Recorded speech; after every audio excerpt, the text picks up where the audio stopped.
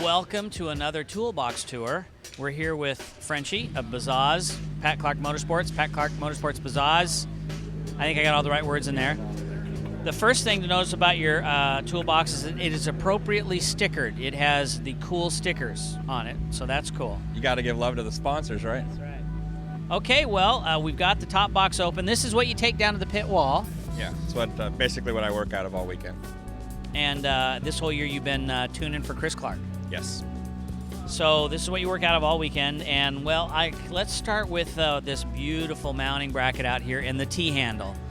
It's quite the T-handle collection you have. My Motion Pro products, yes, it is. It comes in very handy.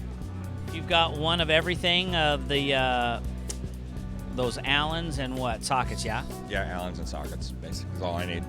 And it's easier for you, obviously, to have a T-handle for each size rather than a socket that you pull on and off. Yeah, I prefer. Some guys like it the other way because you don't have to have as many T-handles, but I don't like fumbling around looking for sockets, so. There it is. Moving on, then, you have a whole butt-ton of sockets. It's not like you're socketless there. No. I mean, I kind of carry a little bit of everything. Some of the stuff is not even pliable to an R6, but I also use this toolbox at the shop, so instead of taking stuff in and out and then ending up forgetting something, I just leave everything in there. A couple of torque wrenches. You guys seem to have three torque wrenches, one for every little job. Yeah, a lot of times if we're at the wall, I'll have them all set for different things, so instead of changing settings, I already know which one to use for what. So, pinch bolts seem to be a big deal. Pinch bolts, caliper bolts, clip-ons, stuff like that. What about like the shock linkage, where the bolt that holds the top of the shock in? Does that have a torque rating? The clevis? Yeah. Well, on an R6, you have to take the clevis out and lift the tank and do all that to get the shock out. So, yeah, that's also gets torqued. Okay, and you got some combo wrenches. It seems like everybody's got to have a combo wrench. I don't see a crescent in there, though. No, there's no crescent wrench in this toolbox. No, it's just the basic tools that you would need for working on a motorcycle. Now, here's a grip of these fancy schmancy ratcheting guys. Yeah. Versus the old standard box end. Why? They're a little quicker, and actually I use those for the shock removal, because you got to take the dog bone back, bolt off the dog bone, and it's a lot quicker. Now I'm also noticing here that you have the, let's use a bigger wrench to look. You have the, what's that? Many little, what are those called? 12 point. There you go. And then you have the 6 point, but it's the same wrench. Sometimes you need to, like for instance, on the shock linkage tree, it's a 17 on both sides, and once you have the dog bones up there, you can't get a socket on there. So that's why I have it's nothing really to do with how many points are on it. Just happened to work out that way. Gotcha. Okay. Screwdrivers now are all lined up there. That's unique. I haven't seen too many where usually screwdrivers are all crammed in a drawer. You got them nicely lined up there. Yeah, it's once again, I mean, when you need to get something quick, you know right where it is, so I don't have to fumble through a drawer. Everything that I would mostly use is up on top. Okay, so the things you're going to use the most when you're at the wall, if you have to start diving into the drawers, we've got a bigger problem on our hands. Yeah, probably so. Okay, then what's this little Hummer?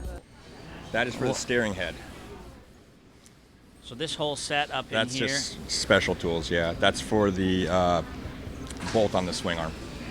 Bolt on the swing arm. The lock nut on the swing arm.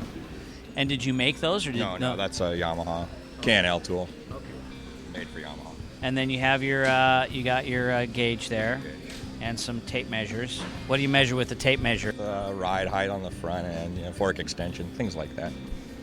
Not your 2x4 widths or anything. No. Okay, well, I think I've exhausted the top part. Aside, Loctite. I see the fancy Loctite. Yeah, don't use a whole lot of Loctite. I don't even use any red Loctite. I don't know why that's still in there, but the blue Loctite for certain things. Well, give us an example of what you would use it for and what you wouldn't. Like the pinch bolts, I guess you don't use Loctite. Yes, no. Stuff that comes on and off a lot is usually not Loctited. Like pinch bolts for wheels and things, we don't Loctite, that kind of stuff. Well, let's dive into the first drawer. I'm really excited. Woohoo! Steering offsets, and these things are pretty handy. Yeah, these speed wrenches we use them for our rear wheels mostly. They're real handy. We have shims for our ride height adjustments on our rear shock, and offsets for our triple clamps. What makes your triple clamp? Tack. Very cool. Oh, well this is like, you don't usually use these much to change shock stuff? No, it is. You can, mostly dirt bike guys use that. You can use that on the steering head too, but we have the other tool, which is a lot nicer. Cool drawer there. Yeah, this is just basic junk stuff, pens and odds and ends. Nothing really fancy in there. Well, you got some cool Velcro straps. What do you use those for? Put them around the brake levers sometimes. Oh. And this is very electronical. Yeah, luckily we haven't had too many electrical gremlins to need the multimeter out with, so it probably hasn't come out of there all year, which is a good thing. Would you say it's a fluke that you haven't had to use it?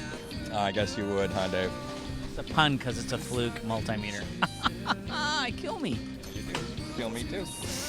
Oh, look at just that. basic. Nicely set up drawer. Yeah, things got to be neat. We already spoke about being organized before. Being organized. Now, just pliers and cutters and veneer calipers and basic odds and ends.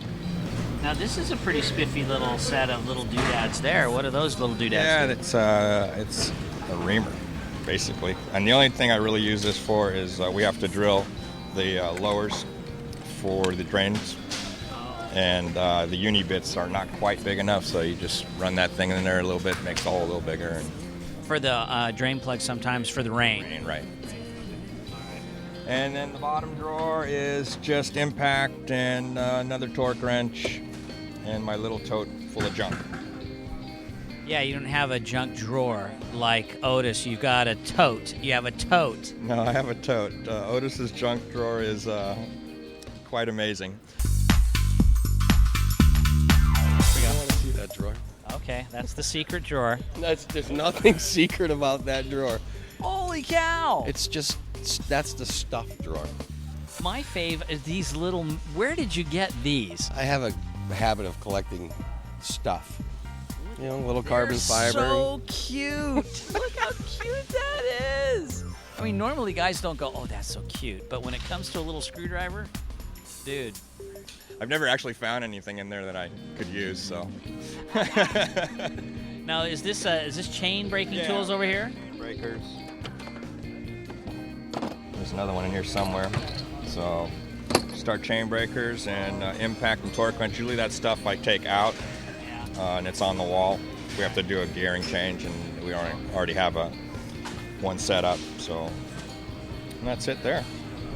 Very cool. Everything you need to go racing. All in one box. Yes, sir. Nice and compact. So you don't need that 85 drawer, 16 compartment, big snap-on guy from the truck. You've never had to push your stuff back and forth from the garage to the wall, have you, Dave? No. No, we don't like to. Try to keep it small. Thanks for the tour. You're welcome.